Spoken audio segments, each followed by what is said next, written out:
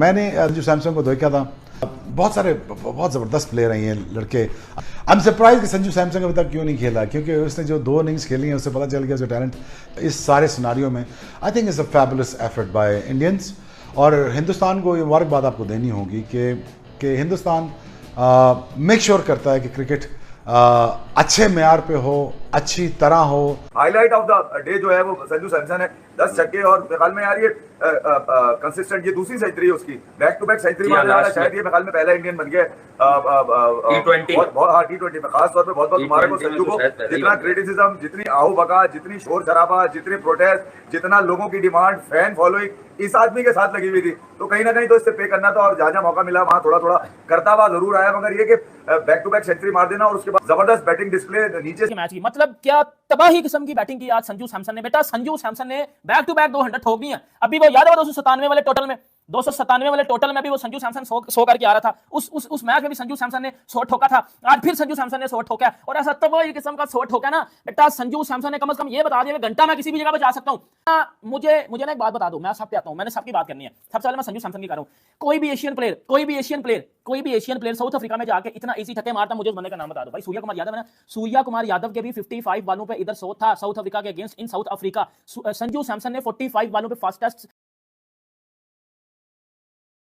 संजू पंजू हार कबूतर डोली डोली डोली 2 सेंचुरीज मार चुका है मेरा दोस्त, 2 matches back to back centuries. Hindi में क्या कहते हैं, शतक, पटक पटक कर शतक शतक। पिछले मेरा ख्याल में मैच उन्होंने जो खेला था बांग्लादेश के खिलाफ, उसके अंदर एक शतक मारा था, और अभी फिर उन्होंने एक और शतक मार दिया है। वाओ वाओ संजू, सेलेक्टर्स को आग लग रही है, झुरझुरी सी फैल गई है उनके पूरे जिस्म के अंदर। इस बेचारे को जो साइड पे रखा होता था। सोशल मीडिया के ऊपर बहुत से लोग जो हैं वो जस्टिस फॉर संजू करते रहे, और हमने लास्ट टाइम जब इसे सेंचुरी मारी थी तो यही बात की थी कि जस्टिस सिर्फ ग्राउंड के बीच में ही मिलता है। संजू मेरे दोस्त, परफॉर्मेंस करोगे तो जस्टिस ही जस्टिस मिलेगा। संजू ने क्या इनिंग्स खेल ली रे बाबा, संजू बाबा। भाई ये जो पिच थी ना जिसके ऊपर इन्होंने 200 रन बनाए, बड़े लोग जो लगे हुए परफॉर्मेंस की, उसके अलावा बाकी टीम ने मिनी कोलैप्स। खैर उसकी बाद में बात करेंगे कि मिनी कोलैप्स तो फिर इंडिया ने कर लिया था। ये कोई 30-35 रन कम थे। अबे यार ये कोई पिच 150 की थी जिसके ऊपर उन्होंने 200 बनाए हुए थे। तो संजू यार कोई नॉर्मल जगह नहीं थी, ये नॉर्मल कंडीशंस नहीं थी जिसके अंदर संजू ने इतना मारा।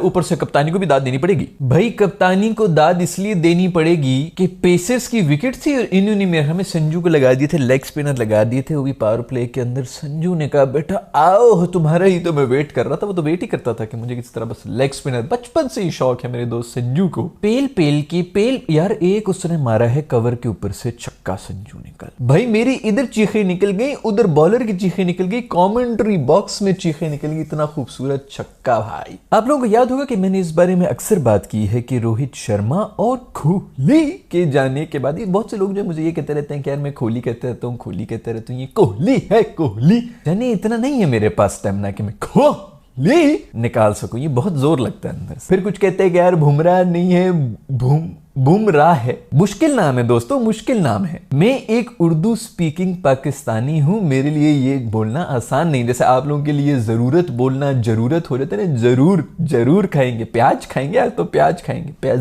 जिस तरह बोलना मुश्किल है ना, उस तरह कुछ पाकिस्तानियों के लिए भी कुछ थोड़ी सी लिमिटेशंस हो जाती हैं। तो कोहली पहले क्यों ना बोली। कोहली और शर्मा के बारे में मैंने कहा था कि भाई ये टेस्ट में और ओडीआई के अंदर जब ये लोग चले जाएंगे तो इंडियन टीम को लग पता जाएगा, क्योंकि ये लोग समझ नहीं रहेंगे इन्होंने कब से संभाला हुआ था और किस तरह संभाला। अब ये देख रहे हैं ना, पिछली जो सीरीज थी व्हाइट वॉश हुए हैं। किस लिए हुए? क्योंकि कोहली और शर्मा नहीं चले हैं दोस्त। बाकी जो आपके जो 9 प्लेयर हैं वो क्या झक मारने के लिए आए हैं? उन्होंने कुछ नहीं करना, क्या सारा का सारा इन्होंने ही करना होता है। ये एक दफा एक सीरीज में ये फेल हुए, पूरी की पूरी इंडियन टीम फेल हुई पड़ी है। इन दो ने हद मुकाई होती थी। ये 40 रन भी मारते हैं ना भाई, तो दूसरे एंड पे जो है वो दूसरा भी जो है वो आराम से, वो मतलब बगैर किसी टेंशन के, दूसरा जो एक नया बच्चा आया होता है उसके वैसी नर्व्स जो है वो शुरू की 10-15 रन की नर्व्स होती हैं, उसके बाद तो सबको बॉल नजर आनी शुरू होती है, सबको पता चलता है पिच किस तरह बिहेव कर रही है। ये शुरू में आके जो है वो 40 रन भी अगर मारे हो ना शर्मा ने, एक तो क्विक मारे हो, बॉलर पे अलहदा प्रेशर गया था, दूसरे एंड पे गिल्ली मिल्ली जो भी छोटा मोटा नया बच्चा खड़ा हो वो अगर 25 एक रन भी बना ले तो बस उसका ठीक हो जाता है, सब कुछ ठीक हो जाता है, सब कुछ नॉर्मल लगना शुरू हो जाता है, प्रेशर भी ओके हो गया। वो बेशक 40 बना के चला गया, बॉलर प्रेशर के ऊपर है, उसने 25 बनाए में वो आगे फिर अपनी शॉट्स खेलना शुरू कर देता है, आराम से वो 55-60 की इनिंग्स खेल के अगला भी चला जाता है। और वैसे भी शर्मा जब जाए तो पीछे कोहली आ जाता है, तो कोहली आगे फिर वही जो है 30-35 रन भी अगर बनाए ना एफर्टलेसली, आराम से रोटेट करके इधर 2-4 क्लासी शॉट से मार दें, बॉलर के ऊपर प्रेशर, टीम के ऊपर प्रेशर, ये 40 और 30 ये 80 रन जो ये दोनों बना देते हैं ना, जो कि 40-40 रन नॉर्मल है इन दोनों के लिए। इनके इर्द गिर्द ही पार्टनरशिप 30-30 की भी अगर वो फेल भी हो रहे हो तो यार तकरीबन 170 की तो ये पार्टनरशिप बन जाती है। सो ये इन दोनों की बहुत बड़ी एक कॉन्ट्रीब्यूशन थी तो पिछले 10 साल से थी। ओडीआई में और टेस्ट में इंडिया को बहुत ज्यादा पता लगेगा कि यार ये क्या मिसिंग हो गया बीच में से, लेकिन जब बात आएगी ना दोस्तों T20 की, उसके अंदर इंडिया बिल्कुल सॉर्टेड है, कोई कमी नहीं है, किसी की जरूरत नहीं है। अभी भी इन्होंने मेरे ख्याल में कोई 5 बॉलर कल खिलाए तब भी 200 रन मारे हैं। खैर उसके अंदर यह है कि संजू ने बहुत जबरदस्त इनिंग्स खेली थी, वरना 150 की पिच थी और बाकी सारी टीम भी ठुस हो गई थी। लेकिन इंडिया को T20I के अंदर किसी चीज की कोई कमी नहीं है, ऊपर से पूरा एक ब्रीडिंग ग्राउंड शुरू हुआ है आईपीएल का। लोग आते ही आईपीएल, मतलब इस वक्त बच्चे जो हैं वो आईपीएल की ही तैयारियां करके आ रहे हैं। वैसे भी वो रणजी वंजी से जो निकल के आ रहे हैं, वो अभी ऑस्ट्रेलिया एक भी मैच और उसके बारे में शायद थोड़ी बहुत बात कर लेंगे, वहां पर तो उनकी कोई खास परफॉर्मेंस नहीं। ध्रुव राजेल ने ही जो है वो बचाया 2 दफा। खैर वो ध्रुव ने भी मेरे ख्याल में कुछ थोड़ा बेचारे ने जोर तो लगाया हुआ था, लेकिन दोनों दफा जो उनकी टीम जो 100 भी नहीं बना रही थी ऑस्ट्रेलिया में जाकर। ऑस्ट्रेलिया सारी रणजी वंजी के डोमेस्टिक के प्लेयर्स हैं, और खैर फिर भी ऑस्ट्रेलियन भी कोई इतनी कोई परफॉर्मेंस तो नहीं दी थी, लेकिन 140 का टारगेट मिला हुआ था, उसके अंदर भी अभी एक बंदे नहीं बचाया हुआ था, वरना तो ये शायद इनिंग्स है या फिर 40-50 का ही टारगेट दे सकते जितना भी दे सकते। खैर ये बात है कि T20I के अंदर इंडिया को इस वक्त किसी भी किस्म का कोई भी इशू नहीं जिससे उनकी परफॉर्मेंस हो रही है। वो जो वर्ल्ड कप का फाइनल का बड़ा हाइप बना हुआ था कि जो हो बदला होगा, ये होगा वो होगा, राइवलरी होगी साउथ अफ्रीका बिल्कुल ऐसे लेटा हुआ था। डरबन के अंदर इंडिया आज तक मैच नहीं हारा है।